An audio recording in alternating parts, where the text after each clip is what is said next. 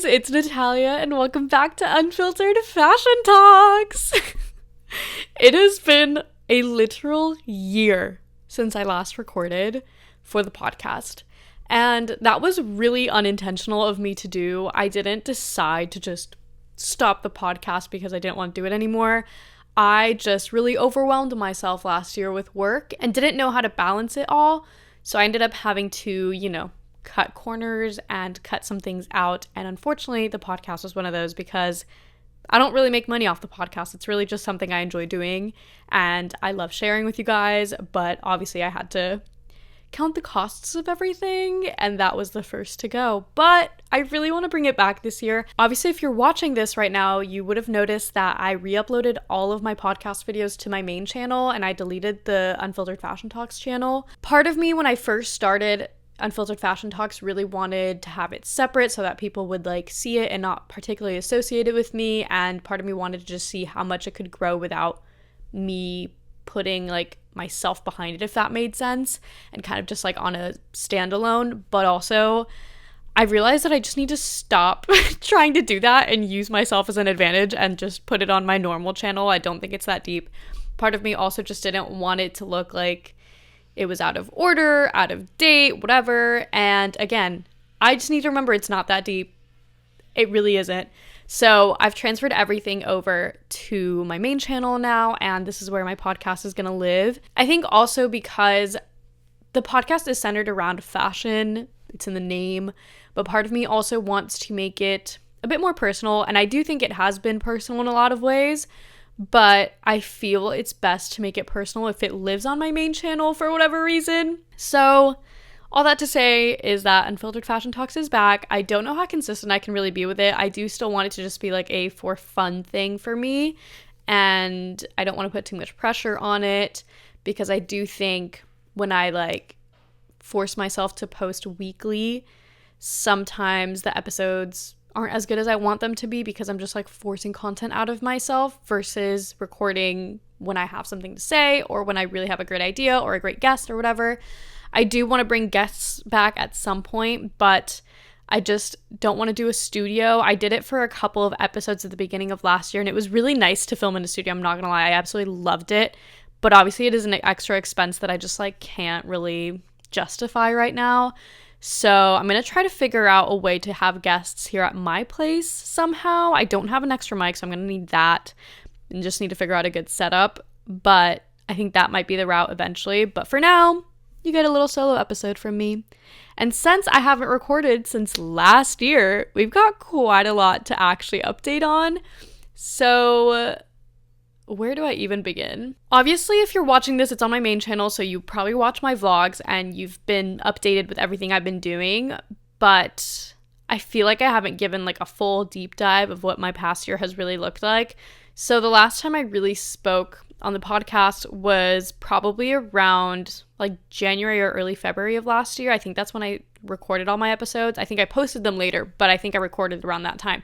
So I was just starting to do all of the Eras Tour outfits and just beginning with that whole process. And last year, I really took on a lot of custom orders, more than I probably should have in some cases, and just wasn't charging enough for it, even though I felt like I was charging a lot. So I've learned a lot through that process, One of those things was that I need to learn how to balance my time better, because I can't say yes to everything and do absolutely everything, even though sometimes you do have to do that to grow and get to where you want to be. But I think there's a fine line between saying yes to everything for the sake of the opportunity and also learning to say no to certain things so that you have the capacity to do everything that you need to do. And I think for me last year, when I said yes to every custom order, it was kind of out of necessity because the few months prior to that, right when I had moved to LA, business was really slow for me. I picked up a few random part-time jobs, but nothing was really sticking too much because realistically, when I applied to jobs, I applied pretty much freelance or on contract, so not really as a full employee, if that makes sense, because I was applying to social media jobs with a lot of smaller businesses that were either starting off or trying to figure out what their social media vibe was going to be. And what happens with a lot of those businesses is that they hire somebody for socials. It is an expensive thing to do. They don't see results right away, and then they are like, oh, actually, like, let's cut down your time, or let's cut down your pay, or let's just actually halt this for now. And it's what's happened to me like 3 times already. So it was nice to have that money when I had it, but it's not like consistent enough of a job, which was really frustrating. So I wasn't doing great there. And when all this influx of custom orders came in, I was like, oh, like this is what I need to be doing. So I said yes to, I think, pretty much everything that came my way. And I started by charging, I think, honestly, like $300 to $400 for most custom orders at the beginning of all of this, which sounds like a lot of money if you're saying like, oh, I paid $400 for this dress. But also when it's a custom made garment, $400 really doesn't go that far. And now I've learned that $500 is my minimum for what a custom order should be, just because factoring in the time of talking to a client back and forth, figuring out the fabrics, sometimes I ship back and forth for like fit and stuff, or just simply like material costs. I didn't realize how expensive some of these materials would be for some of the Taylor Swift recreations I've done, but some sequins can be really expensive. A lot of trims are really expensive. I never really work with trims too much until I started doing all of this, and I realized that when you do a fully fringe outfit, you can easily spend hundreds on just the fringe alone. So needless to say, I have learned a lot throughout this past year, but I feel like I'm in a much better place right now and in a much like healthier relationship with custom orders and work and balancing it all. Another update from me is that I actually have 2 extra jobs right now, and I've never been happier to have extra jobs. I have mentioned it on my like channel and my vlogs if you watch my vlogs, but I love being self-employed.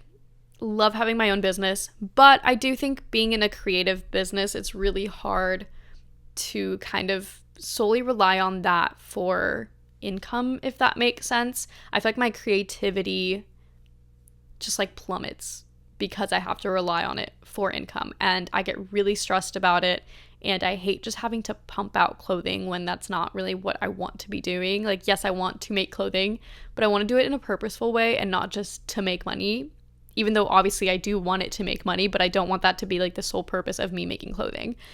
And it just gets really frustrating every single month to try to only make it by with like YouTube money and business money, because realistically I really don't get that many sponsors at all because I'm so incredibly picky with who I work with. I only want to work with brands that I would actually use and I would actually want to promote, and obviously brands that are ethical and sustainable and match my values, which is very few brands. So I don't really get sponsored content too much. So truly all my money from YouTube is just AdSense, which honestly is not as much as you would think. So I get really stressed month to month trying to make it by, and I've been able to scrape by every single month, but I just hate that feeling every month of I don't know if I'm gonna make it or not. So I have been looking for jobs since November, and I just kind of wanted some like extra part-time remote gig that could be kind of a security blanket for me and be something that I can be like, okay, at least I can count on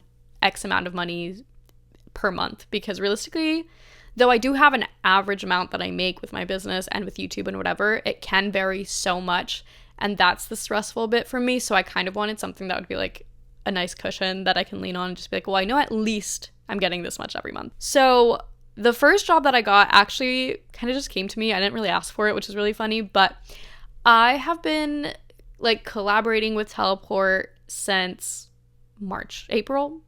since April of last year. And Teleport is a thrifting app like Depop or Poshmark, but it's more video based. So it's like a TikTok x Depop kind of app. It's a really, really cool app.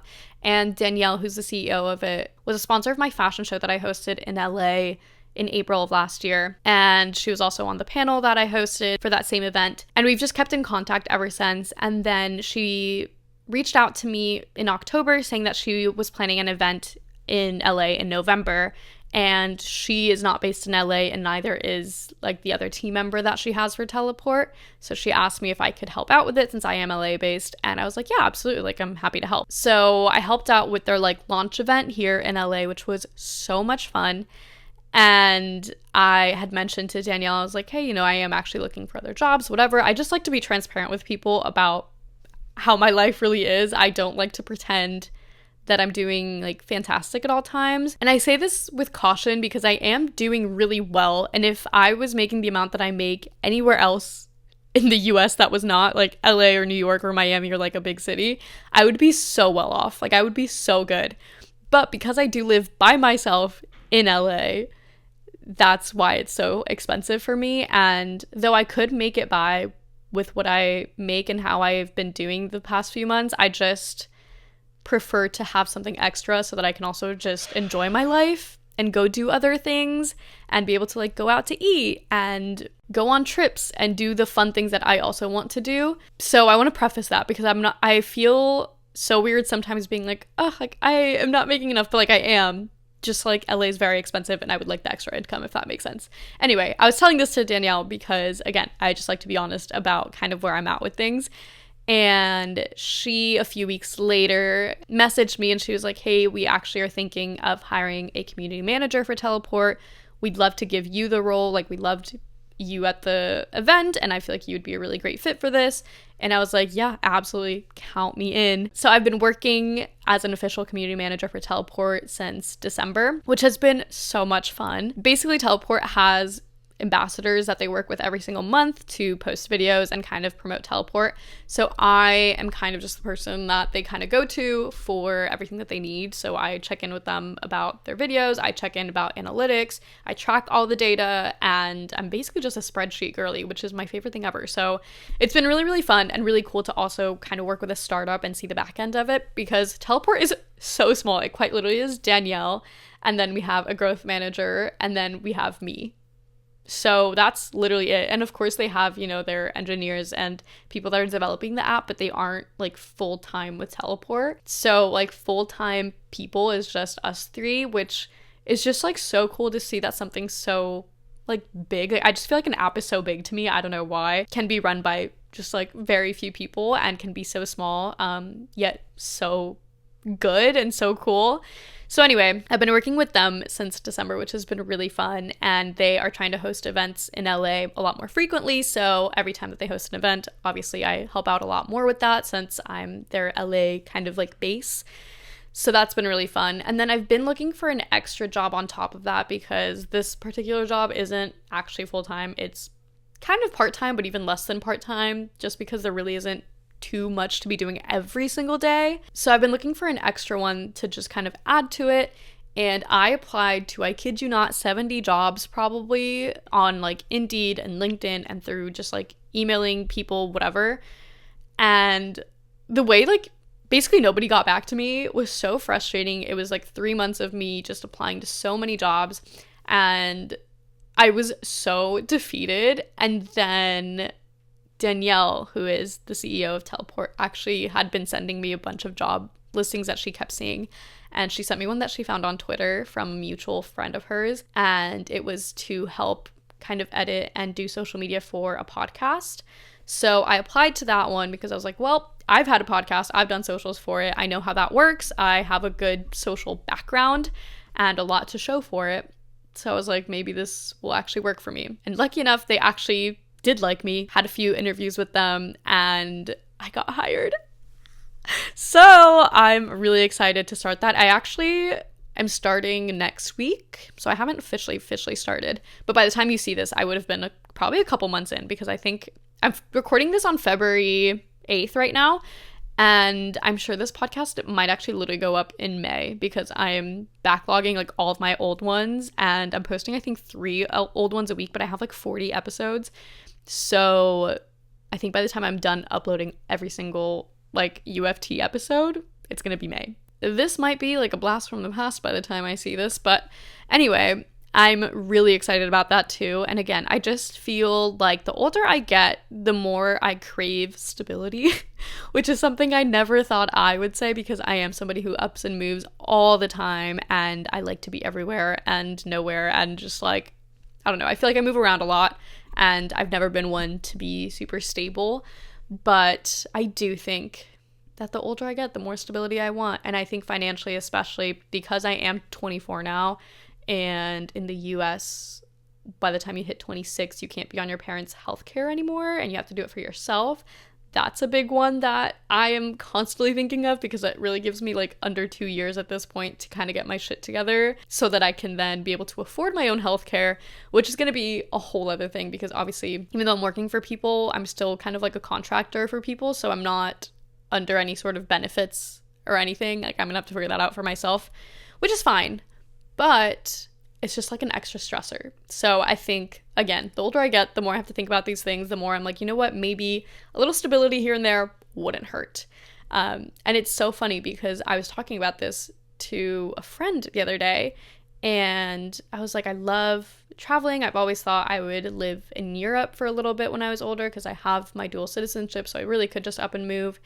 But the more I like really think about it, the more I'm like, ugh, I don't want to leave LA. I don't want to leave the friends that I have. I don't want to start over, even though I feel like a couple years ago, if you would have asked me, I would have like done it in a heartbeat. But I do just feel like the older I get, the more I just want like stability, and the more I want to just like settle in a place. I still want to travel and do all the things, but I love having a home base. And I think this is the longest I've lived in a singular place for the past like 5 or 6 years of my life, because when I was 18 and graduated high school, I moved to Italy for school. The next year I moved to New York for school. The next year I moved back to Indiana because COVID. And then the year after that I moved into my own place in Indiana. And then the year after that I moved to LA.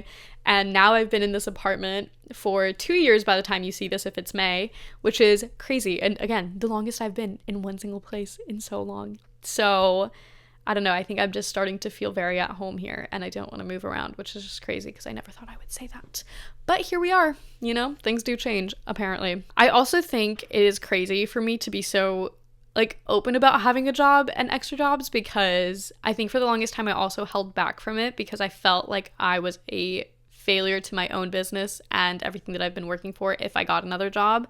Because then it's like, oh, well, you're not solely relying on that. So are you really just self-employed? Are you really just like a small business owner?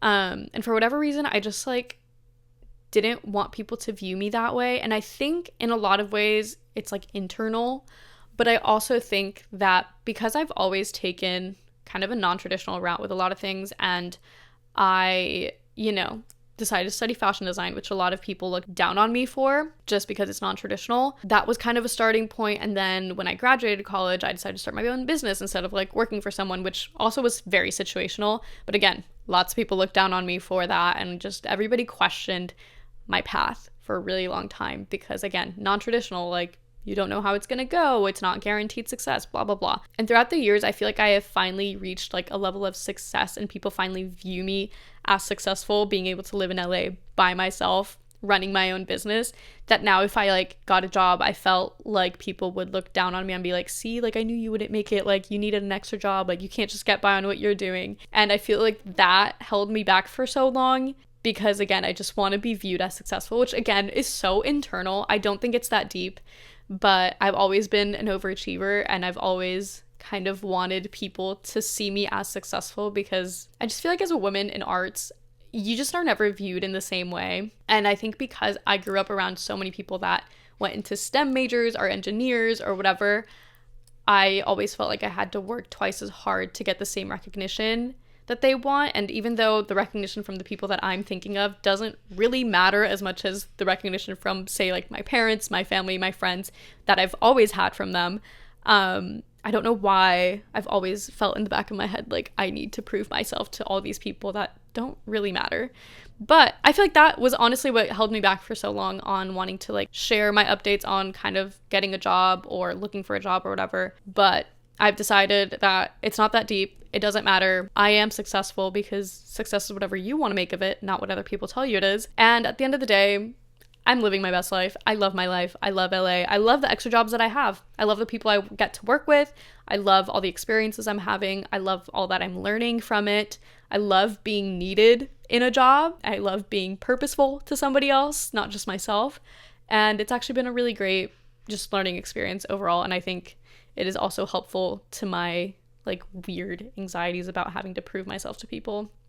I don't know if that's like a common thing for people or if that's like just me, but yeah, sharing that tidbit because I know that I'm not the only one that's just like fearing failure at all times. And speaking of extra jobs and extra things, I have also just realized that I love making clothing so much. I love custom orders. I love working with clients. I love doing that.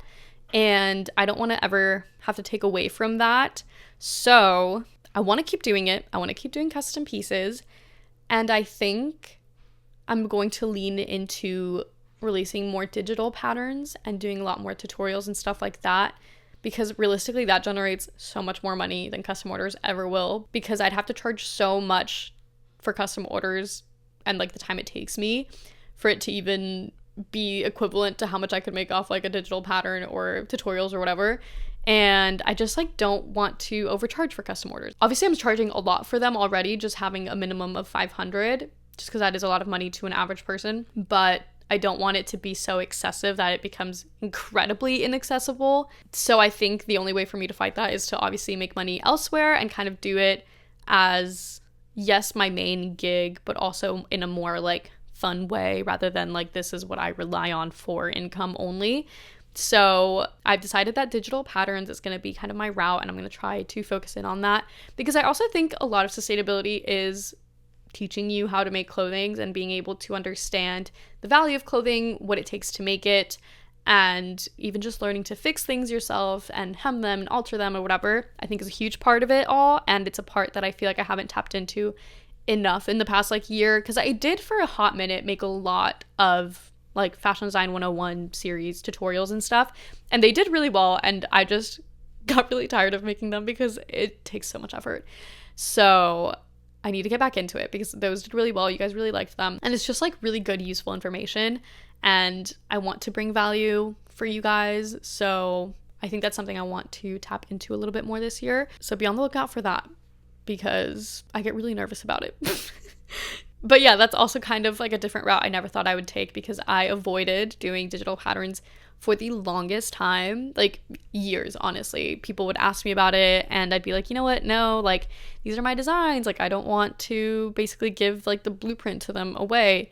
But also at this point, like I don't want to be making, I don't know, like say baby tees for the rest of my life and like constantly just, I don't know, putting them out when you could also make them yourself. Like I don't know, I think I've just let go of a lot of honestly like ego that I've had. If I'm being very self-reflective, I know I can be very prideful in a lot of things and very stubborn in a lot of my decisions, and in a lot of ways I think that has helped me get to where I am. But I also think that over the years I've learned to kind of let it go a little bit, just to like learn from my mistakes and learn from the feedback of others. And I think in all, it just is a lot of my perfectionism, and I don't like to do things if I don't feel 100% about it. But I also think that you can't always feel 100% about everything before going into it, and I've just done a lot of unlearning in the past few years that I think is worth sharing, because I know I'm not the only one that's like very perfectionist about things and like likes to do things their way and has like one set vision and only wants to do that, and like has a hard time kind of shifting. But I think one thing about me that I think is good is that I do eventually listen and I do eventually shift. I'm stubborn in a lot of ways, but I do also take time to reflect and think about what people tell me and then act on it. But I do think it's a little bit more delayed sometimes, and it takes me a bit longer to process maybe than most. But I do really think things through before I do them, and I'm very much like a logical person in that way, and I want to do things as correctly as I possibly can. But again, sometimes you just have to jump into it. And I think that's always been my fear with like patterns, especially too, because yes, I know how to digitize them, but a lot of it has been just like me like teaching myself. So do I really know how to do it? Same with grading. I've kind of taught myself it. So do I really know what I'm doing? I don't know, but I do, but I don't. So I think the fear of failure there has really held me back for a while. And I just am trying to get over it. I think I've done better in the past like year or so, but I think that I could still improve so much more on that. So we are trying to get rid of our fear of failure together this year. I have no idea how long I've been recording for. Maybe it really hasn't been that long. I could really blabber forever. But today I really just wanted to come back and say hi and say I've missed you and say that hopefully the podcast is coming back in some capacity this year. It is something I really love. I love talking to you guys, and you probably know it from my vlogs. And a lot of times I've just wanted to do like sit down chatting videos, and I'm like, you know what? That could literally be a podcast, Natalia. Like just wait and do a podcast about it instead. But I love having conversations with you. I love interacting with you in the comments. I love chatting. I like being honest about my life and where I'm at. I never want you to look at my life and be like, oh my God, wow, it's so easy. Like she just makes clothing and makes videos and makes it by perfectly in LA. Like, it's never that easy. It's never that simple. And I hope to bring transparency behind like what it really takes and everything that I've done to get to where I am, because it's been a lot of hard work, a lot of mistakes, a lot of learning lessons, and nothing has been perfect whatsoever. But I wouldn't change it for the world, because I've had the absolute best time kind of learning all of this. And I've truly had the best few years of my life since moving to LA. It has genuinely been the best decision I've ever made, and I wouldn't have it any other way. Even though it is a pain and it's so expensive, and I know I could be so much more well off elsewhere, I wouldn't want to be elsewhere. Anyway, thank you guys so much for listening or watching. Make sure to subscribe either on YouTube or Apple Podcasts or Spotify or whatever. Leave me a good review on there too. I feel like I don't really check my reviews, but would be kind of fun. Say hi on there. And comment if you're on the YouTube version of this. Let me know what guests you'd want me to bring on or what topics you want me to cover. I'm probably gonna have my friends come on at some point. Like, I'd love to get Megan back on. I'd love to get Lexi back on. So we shall see. But thank you guys for being so patient with me and the podcast. I know a lot of you guys have really wanted it back for some time, and I just didn't have the capacity for it. But hopefully I'll find the capacity for it this year. So thank you guys so much for watching and listening, and I will see you in the next one. Bye!